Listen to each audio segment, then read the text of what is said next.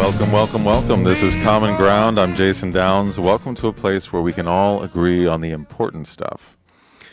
Like getting outdoors, communing with nature, pushing ourselves mentally and physically to places we've never been and never knew we could go. Our special guests today are people who do just that every day for hundreds of days in a row. This is going to be interesting, so stick around for our conversation with Craig Santiago and Amy Daniels coming right up. Today is May 2nd, and I'm so glad you've joined us here on Common Ground. Here's to a great show, a great day, and a great week for all. Our show is sponsored by Denny & Company, LLP, Certified Public Accountants. They make your life less taxing. Reach out to Matt Denny for all your accounting needs at dennyllp.com or by calling 661-286-8860. That's Denny & Company. They make your life less taxing. And, of course, the law offices of Lou Espin. When experience counts, count on experience at espinlaw.com. 35 years serving the Santa Clarita Valley and beyond. Lou specializes in bankruptcy, business law, and commercial protection. Schedule a consultation with Lou today at espinlaw.com or by calling 661-254-5050. Now, I'd like to introduce our first guest today. His name is Craig Santiago, and I've known this gentleman for many years as a musician and a friend. And he recently told me about this exciting new adventure he's been on lately, and I'm gonna ask him to tell us how it began. But here, and we're going to talk about this quite a bit. But here are some of the details.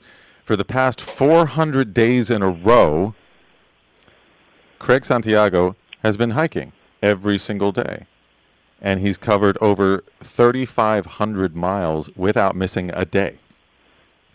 So those are the facts. Let's hear from. How you doing, man? We affectionately call Craig Santiago. We call him Santi. So Santi, how you doing, man? Thank you so much for being here. Good. Yeah, it's my pleasure. 100%. So have you done your hike today yet? Yes, I have. In the pouring rain, I was out there for 3 hours this morning. A little over 3. I got a little under 8 miles in. And yep. Okay. I'm like the mailman when it comes to that. Rain, sun, sleet, or fall. I'm out there. Okay. So like I just said, 400 days in a row. What's the actual number of days at this point? I stopped counting at 365 days. Yes. Now I know because I know that I'm up over 400 days. I stopped counting, but I know just because as the month goes by, there's 30 days, so I can gather where I'm at. But I'm up over 400 days in a row. So if you stopped counting, then that tells me that you're not necessarily trying to break some kind of record, right? Exactly. Basically, it started out, I wanted to outwalk the mileage of the Appalachian Trail. Now, I've hiked the Appalachian Trail in 9 different states, but I wanted to walk out the Appalachian Trail. The Appalachian Trail is 2,190 miles. So when I first started out, that was the initial goal. Okay.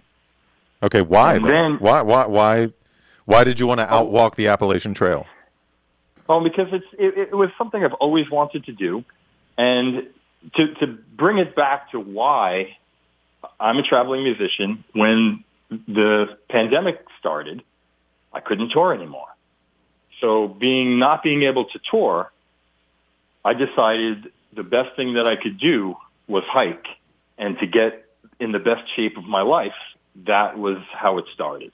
Okay. It was looking at the fact that I cannot, at the moment, going back to 2020, as the new year started, 2021, everything started going down with the pandemic and flights getting canceled and tours getting canceled. And then by the time March came of 2021, everything was in uproar in not such a great way.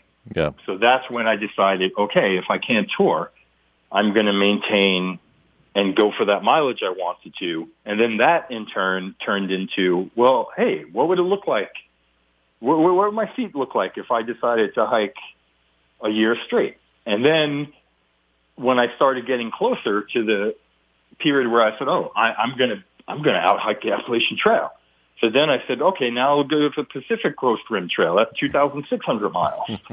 And then when I started getting closer to that, I said, "Okay, now I'm going to go for 3,000 miles." And then I passed that up, and here I am looking at what's next. So, are you keeping track of your mileage though? Since you're 100%. Okay. Yes, I have every mile. So what I do is I log it both via GPS, and I also log it analog because I'm old school like that. I still like pen and paper, and I still like to get my hands on paper while I can. Nothing wrong with and that. write things down.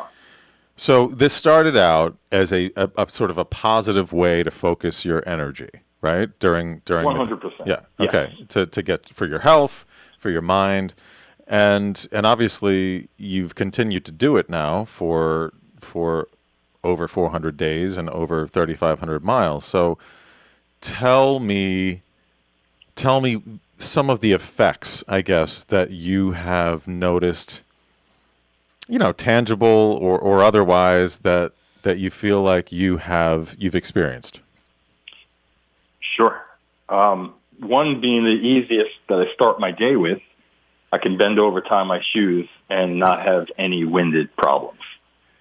Wow. That's a big one. Not that I've been an avid hiker my whole life, but I've never been in the shape that I've been in now. I've been doing breath work, so I've also been expanding my lung capacity for breathing, for going up hills, for going up over 3,500 feet. I used to, I'd go out and do a 3,500 elevation hike, and I'd get winded. Now I'm going up that same hike. I'll give you an example. The 24th of April last year, I embarked on a 22-mile hike. That was my first really big hike that I had worked up for, and that was the goal. So this year, on the anniversary of the day that I did the last year's 22, I did it again this year. So to give you an example, last year, that hike, I beat my time by 4 hours. Whoa. This year. Yeah, Wow. So that's a big difference. Wow. So that is, there's an example right there. I stuck at it, and my capacity for being able to, how fast I can hike, and that's not a race. I'm not trying to hike fast. I just noticed hiking with my friends every now and then, they'd be dropping off, and I'd be like, wow, they're in better shape than me. What's going on here?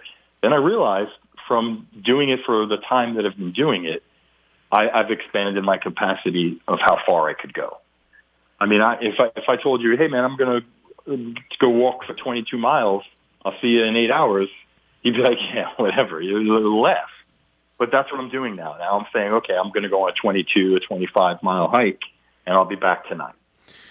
I definitely want to talk to you about camping and hiking, since it sounds like that's obviously something that you're doing from time to time, not every day necessarily, but want to get into that. But I want to read.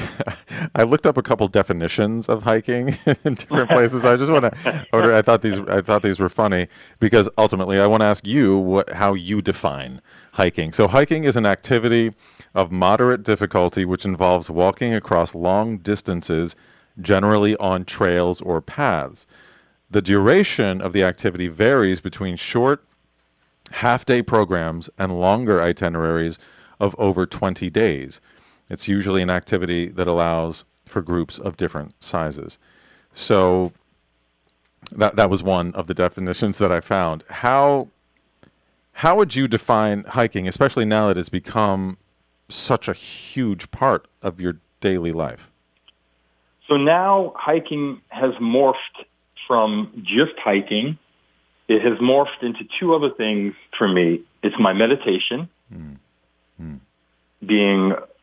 it's when I have time to do my meditation. So it's not just hiking now. Now I'm going out and doing my meditation, and I'm doing my breath work as well during this period. So I'm getting to not only do my meditation, but I'm getting to do my breath work and getting out into the nature and do my prayer. So those are the three things that I'm getting to do on my journey as well, that I've incorporated into this time. Because, it's hard to have the time in the day to do it every day.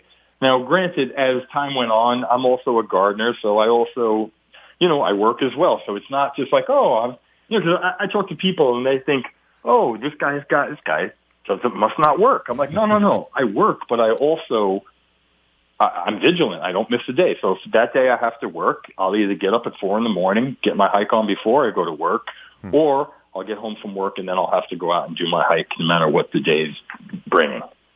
Has it made you more productive? Because, I mean, look, you put out 2 albums during the pandemic as well. I mean, even just right. I mean, even just recently.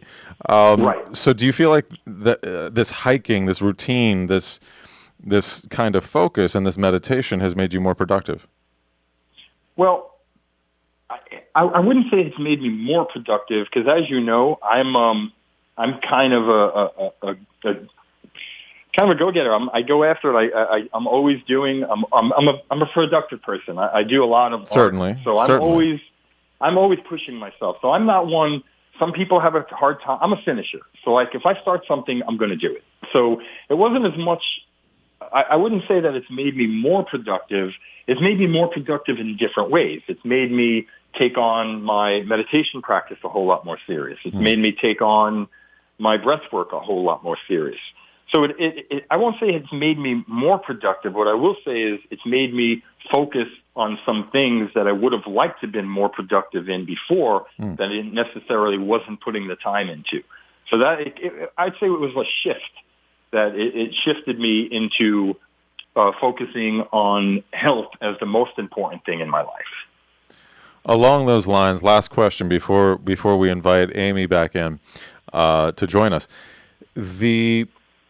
Has this presented any new goals for you? Especially, I mean, is there a hike that you know what I mean? Like, now I really want to do this particular hike or go to this particular place or what have you. Of course. Yeah, 100%. So there's 2 hikes that I basically up in the Northeast. There's 2 major trails besides the Appalachian Trail. There's the Long Trail, which runs the length of Vermont. And then there's the Long Path, which goes from Albany down to New York City. So both of those, I believe the Long Trail, don't quote me on this, but it's somewhere under 300 miles, and the Long Path is slightly over 300 miles.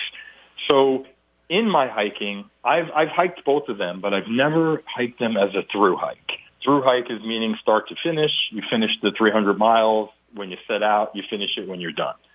So those 2 hikes are on my radar now after realizing, oh, wow, I can hike 22, 25 miles a day. So it put me in a position to be able to reach my goals, where before it's a hiking 15 miles a day. It can be very hard on your feet, your back, just everything. So you kind of have to pick your battles. You have to choose what you're going to do. And this just made it so I feel 100% confident now. Whatever trail I'm going to set out on, it's given me the ability to feel like I'll be able to do it without a problem. So the 2 hikes that I'm looking at now are the Long Trail and the Long Path. All right, so we're talking to Craig Santiago, affectionately known as Santi. He is based in New York. Some amazing hikes out there, and obviously he was inspired by his love of the Appalachian Trail. So, as we know, California has some pretty amazing hikes as well. We have another guest in the studio here, Amy Daniels, who is, I'd call her a hiking expert here locally, for sure. She teaches a hiking course and guides folks on hikes locally, and has been all over the world with her love of hiking in search of the amazing trails across the planet, right? So I want to introduce you to Amy Santi as well. So she's she also works. She's the founding executive director of our school district's Wish Education Foundation. And it does incredible things with that foundation around our community. And while nonprofit work is her passion, Amy finds the outdoors to be her escape and the opportunity to spend quality time with herself and with close friends and family. She actually raised her 3 boys backpacking all through the Pacific Northwest here.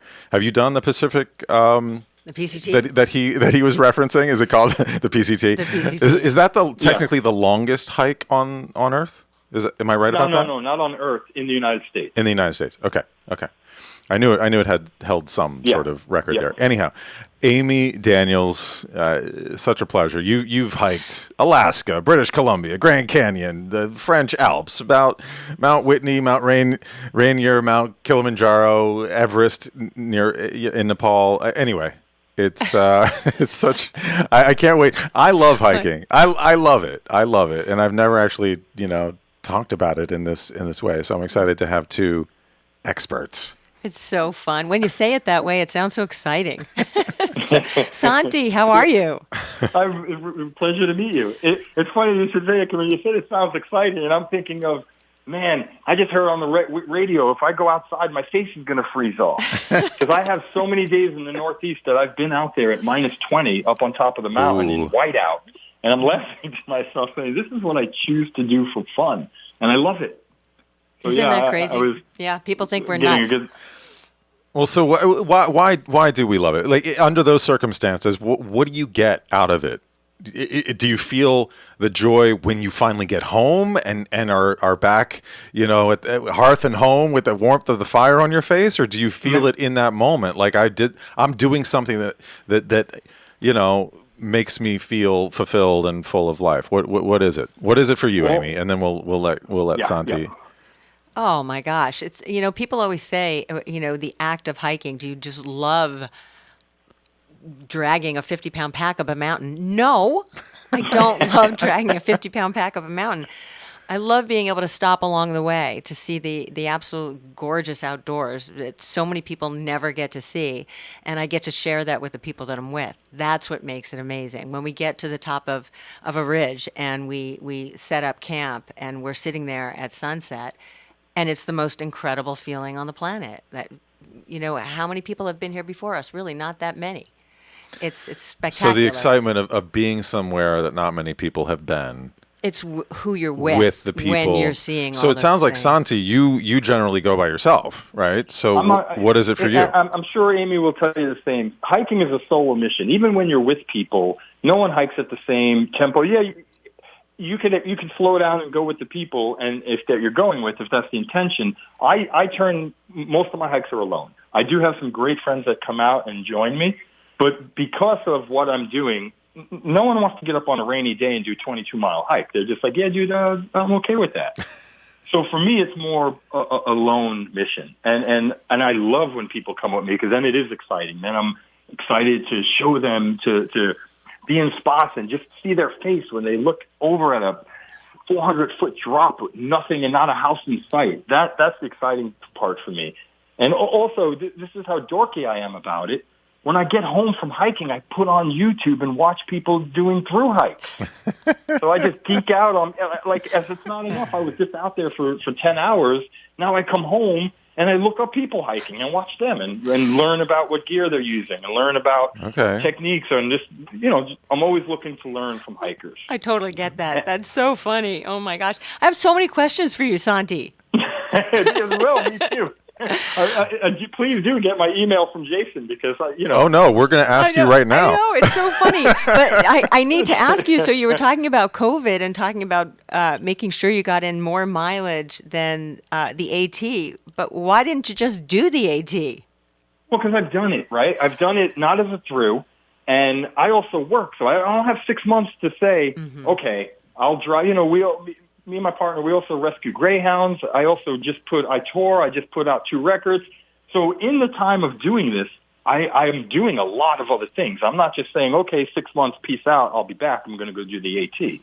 So that's why I chose to do it this way instead of actually splitting out and doing it, because I've been hiking my whole life. I've hiked every state in the United States. I've hiked abroad. I've hiked pretty much around the world. But this time around, it just so happened to be, I didn't want to, even being on the AT, I talked to some of my friends that did it during COVID. It got really weird. And people weren't opening up their homes like they usually do. And sometimes instead of taking a down day, somebody would have breakfast with someone they've never met. A lot of that stopped. So the AT all of a sudden became very makes different sense, during the yeah. pandemic. Yeah, that's interesting. Because a lot of people will open up their houses and you know, if you want to take a day off, and see, I didn't do that. I didn't take any days off, but normally when you do the AT, people do their laundry one day, or they go into town and explore. It's more than just hiking. They're seeing stuff too. But when the pandemic hit, that's when I decided, wow, if I was going to do end-to-end DAT, it would be a really weird time to do it, not having that exposure to people. That's part of what I love too, is meeting new people and, sharing our experiences with them. So I think that's why I didn't decide to say, okay, I'm going to do the 18 now, because I thought now was a kind of a strange time to do it as far as not being able to connect with the people. Boy, I hadn't even thought of that. That is so right. It's so true, yeah. So you're because I talk to a lot of I'm friends with a lot of serious hikers, and they were coming back and telling me, because I had a friend that was on the AT, and he's like, wow, this is a little different than I had thought. It makes perfect sense during that time, obviously. People aren't opening up because people will put food out for hikers. They'll put water out. They'll try to do whatever they can. People that live near the trail. I live in a park, so I'm, I look forward to when I meet people, like you can tell them about if I see people in the woods, I say, oh, don't forget to go up around the other side of the waterfall because it doesn't stop there. There's 3 other tiers. So all the interaction with people, that's what I've been noticing about doing the trails during the pandemic. All right, hold it right there. We're going to take a quick break. Amy has a list of other questions for you.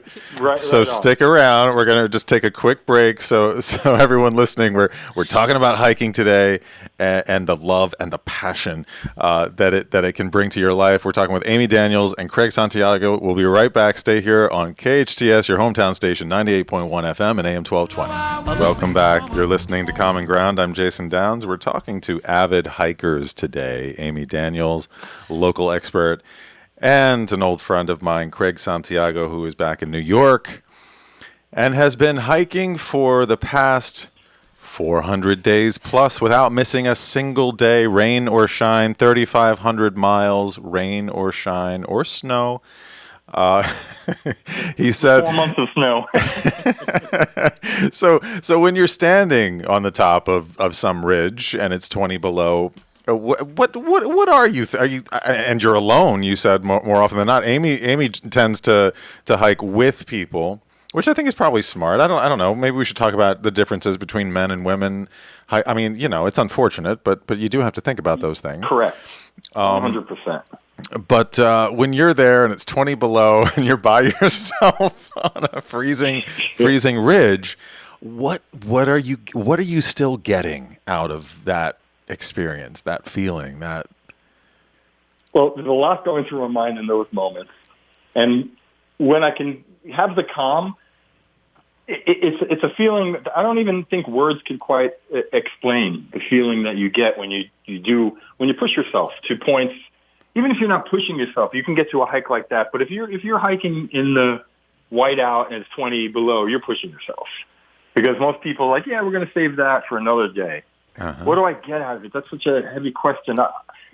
It's so deep for me. Spiritually, I get a feeling unlike any other moment in my life except for that moment. To quantify it to words, I can't quite say. What I get out of it is so much more spiritual. For me, if I want to talk about God, to me, God is nature. So I'm in God's presence when I'm up there on the ridge. So it's so fulfilling to me. I feel love. I feel, and I also feel that I better say a prayer to make sure I get home, because there's a for real element of that as well. That's serious. And anybody hiking, I tell all my friends that go out and hike, I said, be prepared. There's danger involved. There's 100%. There's a lot more danger than one might think. And just so you know, I'm out there. I have a GPS unit on me. I have a water purifier on me. I have all the things that backpackers should have with them when they're going out into the woods. You could look up any state. Every state will have a list of what you should have in your backpack. And I think it's really important to adhere to those lists, because you find yourself out there without something when you need it, then you're never going to leave home without that thing again. I want to read one more definition of hiking that I found for Amy and ask her the same question I asked you, Santi. So this is another definition. Hikes tend to be longer than walks and require proper equipment, just like Santi was saying, and proper footwear, as terrain and trails are more rugged. Hiking tends to see you move from lower to higher as you progress and are generally more undulating than a walk. I mean, I just thought that was hilarious. So, Amy, we're talking to Amy Daniels here as well. How would you define hiking? Not like that. Not like that. You know, there are some amazing walks that I would still consider hikes. I mean, there's an incredible walk that goes across the UK, and that's a hike. It's a long walk, and it doesn't have a lot of undulation, but that's still quite a hike. I tend to actually find going flat for long distances much tougher on my body than varied terrain. Interesting, I because don't know how Santi feels I about feel like that. I usually hear people say that the downhills are harder on their bodies. Well, right. Everybody's body's different, right? If people have weak knees, the downhill's going to crush them. Downhill's really hard on some people. I love going up. A lot of my friends don't like that, and I can keep the same pace up as I can flat, which is really interesting to me. For some reason, I don't mind going up. And like Amy says, I agree that sometimes if I hike on concrete on a flat distance, I'll be way more wrecked than if I'm in the woods, same distance. Interesting. The earth just does my body better. I totally agree with that. I mean, I love feeling my feet on the earth. I think that's always preferable. That's my favorite sound, actually, the sound of my boots on a mountain trail. Right on. That's a little bit rocky, or the pine needles under your feet, or that pat that you hear when you're man. After hearing my kids when they're young Yes, and not screaming, of course. Then that sound is the sound of my boots on a trail. I just love it. But I have a question. Do you mind if I ask? No, Santi? please. So Amy has a list of questions I for you, have a Santi. list of questions. That's great. Jason said. Jason said that you were from New York, and I hear the accent, but you have a Jersey number. And so do you live in the city? And you just said you went hiking for 3 hours. So where are you going? So I'm in the Catskill Park. Oh, okay. You're in the Catskills. So I don't know We if met you know, upstate. do you know the East Coast? Yeah, I am. She's originally New York as well. I should. We got 3 New Yorkers on. Oh, right on. I was like, hey, you sound really familiar, Amy. So, Like every other girl Do you know the Catskill Park? Probably I spent a lot of time in the Catskills when I was there, but I've been gone for a really long time. Okay, so if you look it up, you'll look at Devil's Path. Devil's Path is one of the 10 hardest hikes in the United States. So that's my stomping ground. I'm all around Devil's Path. That whole region, the Escarpment Trail, Devil's Path, those are all reachable from my front door. Wow. Reachable meaning if you're willing to do over 15 miles. So Gotcha. I'm out my door into the park. The trailhead is 2 miles away. I walk in. I don't even drive to the trailhead anymore.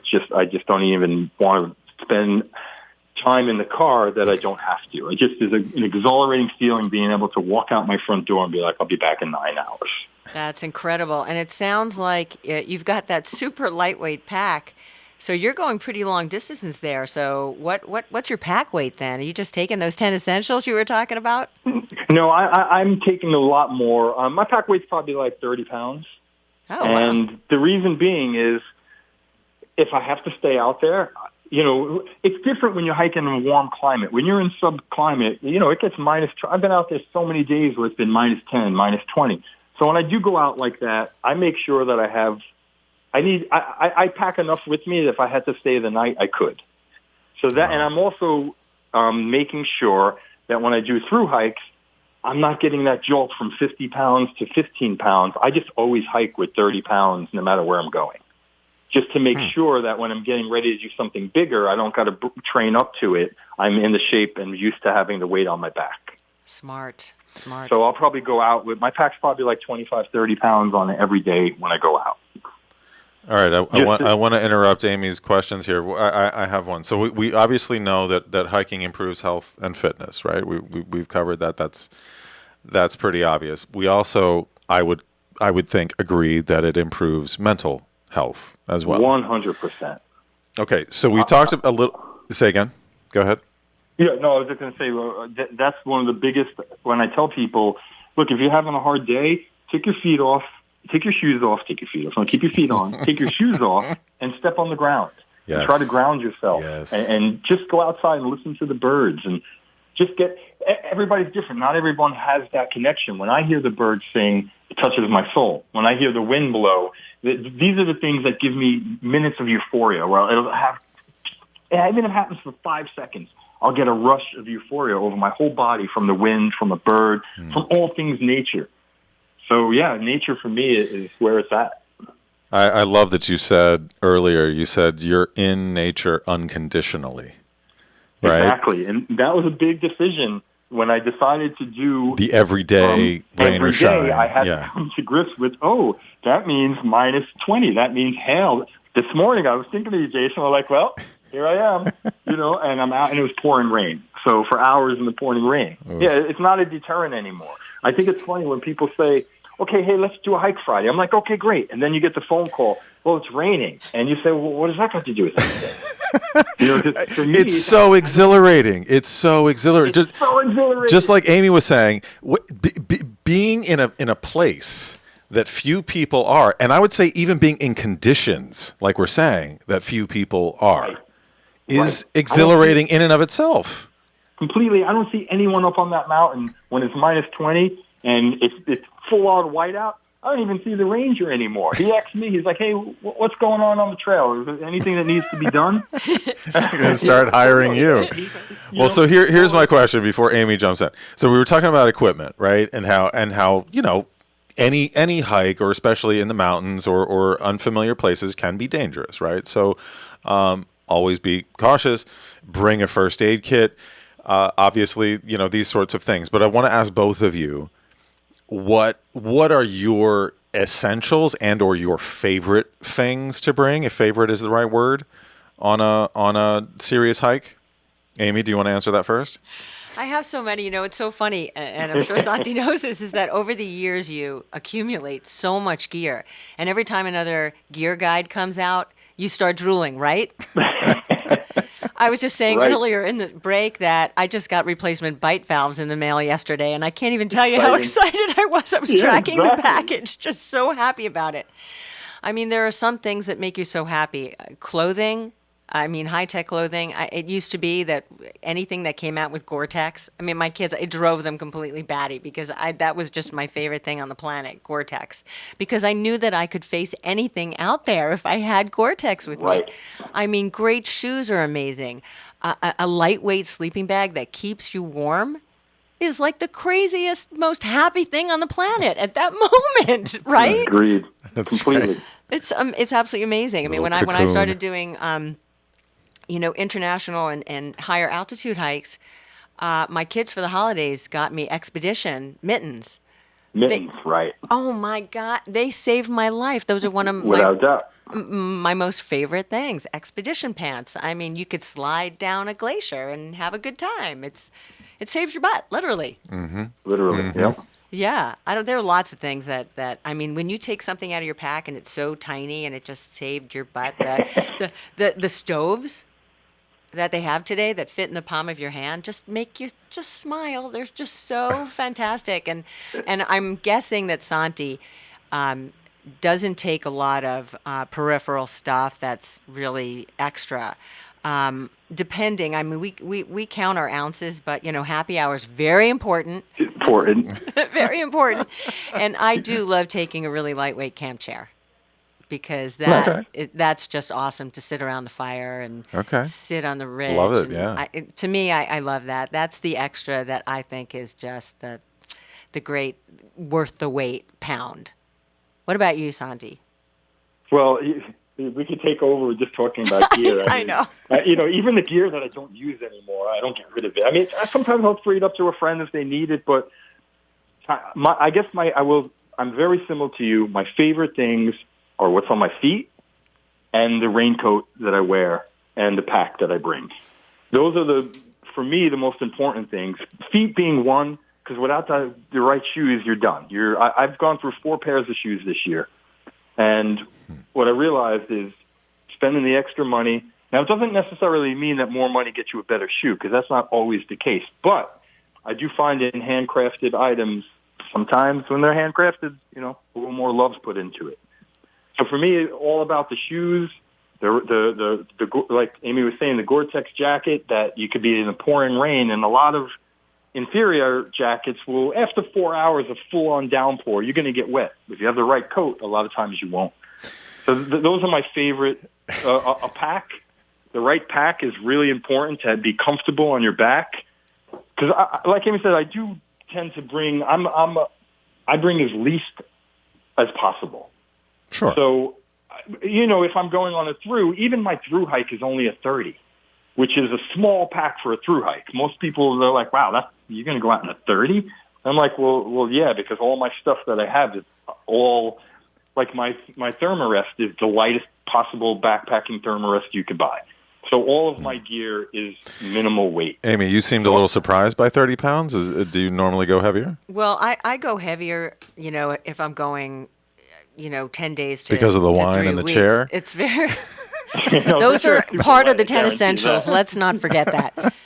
But he has to go lighter, and actually 30 pounds is a little heavy even for a through It's hike heavy. because it you is for what I'm restock doing along the way. For days, it's heavy, Right. 100%. Restock. But like I said, that's my conditioning for when I do my throughs. I'm not like, okay, because 30-pound difference on your back, and I don't know if you don't mind me asking, Amy, how old are you?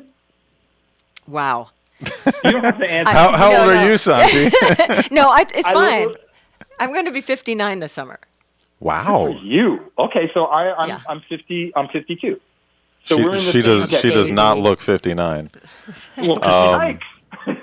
because she hikes. I'm sure she All right, hold on. We're going to take another quick break. I can't believe I When we come back, yeah, I can't believe you got Amy to say her age on the radio. No, when we come back, I want to hear if there's been. We're going to talk about some adventures. We're going to talk about some near misses, some scrapes, some scary moments. yeah. Okay. All right, so stick with us. We're talking to Amy Daniels and Craig Santiago about hiking. Stay with us right here on KHTS 98.1 FM and AM 1220. Play now. We're back. This is Common Ground. I'm Jason Downs. So glad you're here. This is a place where we can all agree on the important stuff, like being out in nature. Today we're talking with avid hikers Amy Daniels, who's a local expert here in Santa Clarita, and we're talking to Craig Santiago, Santi, who he's based in New York, which is where he and I first met. And I should have mentioned that earlier, that he is in the Catskills. We met up near Woodstock, which is a beautiful area in this country and has so many wonderful places to hike, and that's his base. Whereas Amy is based here, obviously, and she guides. She has a couple courses throughout the year, 2 to 3 courses at Henry Mayo, right, for folks who want to learn how to hike. So please look for those. I'm definitely going to be taking one. She said the next one is July. Am I right? Mid-July. I don't remember the exact date though. Okay. All right, so we all love to hike. We've established that. We could talk about this for hours. I don't know anywhere near as much about gear as Amy and Santi, but they clearly could geek out for days. I want to hear about some of your adventures. Some things we touched on a moment ago about how different hiking can be for men and women, and unfortunately that's just a fact of this world that should not be, but we need to think about these things. I want to, and not even just that, I want to hear about things that perhaps you guys felt like, wow, I might not get out of this, or wow, just anything that comes to mind that would be an exciting story to tell around the campfire. I want to hear after hiking where she's been. I definitely want to hear her moment of. Sorry. Sorry about that. Santi. Yeah. It's okay. It's all right. Patty, you just gave Patty, our engineer, a whole bunch of work. Sorry, Patty. We're sorry. It's okay. It's okay. Go ahead, Amy. For a moment, I forgot that I wasn't sitting next to you playing a gig, Jason. I know. It's so hard. That's so funny. Yeah, there are three moments that have been those blank moments that I've had, and one was in Alaska, and we had spoken to we got flown in by bush plane, and so when we had a sit down with the pilot beforehand, he said, okay, there's no trails at all in this national park, and he said, you're going to be cutting across this bowl, and there's all these different colors, and I'm colorblind, by the way, so make sure you stay in this color because that's going to be the strongest level for you, and if not, it's incredibly dangerous, and a fall means see ya. So there's 5 of us, and we're traversing across this gigantic bowl, and there's no trail, so it's not even wide enough for 1 foot, the width of 1 foot. It was terrifying. It was just terrifying for me. I actually broke my foot on there. So as we were going across, you jam your pole in, and you're trying to make sure you have purchase before you take the next step. And on one of the steps, one of my foot slips, and I go all the way down to a butt to heel crouch. There's no way to get up. I have a 50-pound pack on, and I cracked one of the bones in my foot right then, and I just thought I was hanging on with everything that I had, and thank God my buddy behind me made his way up and jabbed his pole perpendicular to the bowl so that I could get my left foot under it and stand up. And man, I got to tell you, when I was shaking like a leaf for the rest of the bowl, and when I climbed out, I just walked away because it was, the 4 guys and me, and I had such a little girly moment by myself and cried, took my foot out of my boot, wrapped it in duct tape, and just didn't talk about it for the rest of the trip. And when I got home, I found out I'd broken my foot. I'm sure any of those men would be sitting there having their little girly moment as well. You might not have seen it, but I guarantee you they were sitting there crying like a little girl as well. I was quietly doing that, but they, you can't. What are you going to do if you're not going to call for help and get airlifted out? You shut up and you keep going. That's what duct tape is for. And you didn't know that you had broken your foot until you got home. Well, it hurt like a, what, but you know what? You fake it. Yeah. You fake it. Wow. How many more miles did you have to walk on that foot? Oh, days and days. Yeah, I've broken my foot twice in the backcountry, and one other time I still had 13 miles to go. And, that's what duct tape is for. You wrap it up fast and get it back in the boot so it doesn't swell out. It makes the world go round, duct tape. All right. Santi, what's your... does anything come to mind for you? Yeah, 100%. Not nearly as tough as that. I was up on top of the mountain, and I pulled my plantaris muscle. I don't know if you know what the plantaris is. It goes from the back of your knee down to your ankle, and it rolled up back into my knee. I heard a pop, and I just sweat bullets, and I got white, and all of a sudden I almost blacked out. Luckily, I didn't. I came to, and I was like, okay, so now we're walking. Luckily, I only had 4 miles to go, and I took baby steps until I got out. And then when I got out, I had another 5 miles to go. And luckily, as I was hobbling down the road, somebody that knows me drove past and said, hey, why are you all right? I said, yeah, I'm fine. I just got to get home. And they're like, well, get in the car. You ain't walking home like that. So I was very fortunate. And then the next day, I was out, and I started the rebuild. And I did a mile a day until I was back up. It took me out of above 15 for about 7 days. And then I could only do 1 to 5 as I hobbled. Oh, well, that's pretty fast. That's pretty fast recovery. Well, I went and checked it out with a specialist, and she said, look, I said, my only question to you is, am I going to do damage permanently? And she said, no. I said, that's all I need. She's like, I said, yeah, I'm good. As long as I'm not doing permanent damage, I'm going to keep going. Hardcore. And if she would have told me I was doing permanent damage, then I would have had to reevaluate. I mean, I love being out there, but I'm not completely, brain dead. Insane. All right, I've got a list. I've got a list of the 10 best hikes in the world, and I've got a list of the 5 toughest in the world. I was curious if you guys had done any of these, but We got the Inca Trail, Peru, Machu Picchu, which I would love to do. We've got the Right. Annapurna Circuit, Nepal, which maybe is I don't know if that's the one you did, Amy. We got Kilimanjaro, Tanzania. We got Everest Base Camp, Nepal. We've got W Circuit in Chile. In Chile, right. We've got Samaria Gorge, Greece. The Cinque Terre hike in Italy. We've got the Milford Track in New Zealand. We've got the Bright Angel Trail in Grand Canyon. And, of course, the West Coast Trail in Canada. Those are supposedly some of the 10 best hikes in the world. I guess that's a hard one to say, best, because when you go to best, I guess it really depends on what your scratch is. True. So I guess the best might be very different for everyone. That you know, I guess overall arcing, I guess they could generalize and say, yeah, that's their favorite, sure. Well, but also, I mean, best hike is completely subjective, like you're saying. I mean, best hike might be, you know, just an amazing experience with the people you're with, and unforgettable, you know, or a moment of solitude where you're standing in a spot that probably 3 other human beings never stood. And anyway, I agree. I haven't been fortunate enough to hike any of those trails, except for I did do the Canyon Trail in the Grand Canyon. All right. Well, you gotta come out west and get some of these under your belt, my friend. Well, I've been, just so you know, I've actually hiked every state in the United States. I've spent a lot of time out west hiking. Okay. You know, I just haven't done those particular trails, but I love hiking out west. I've spent loads of time in Colorado, Breckenridge, Durango, Vail, Crested Butte, Steamboat. I mean, all over Colorado, and I've hiked all over the United States. I just haven't hiked any of those ones that you've named.